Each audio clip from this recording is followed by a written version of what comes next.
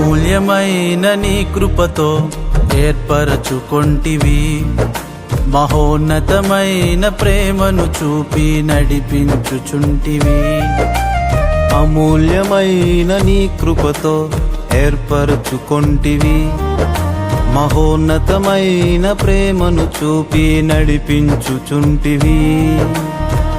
గణపరచెదనయ్యా నా యేసయ్యా, వర్ణించెదనయ్యా నీ కార్యముల్, కొనసాగెదనయ్యా నీ సేవలో, కొనసాగెదనయ్యా నీ సేవలో.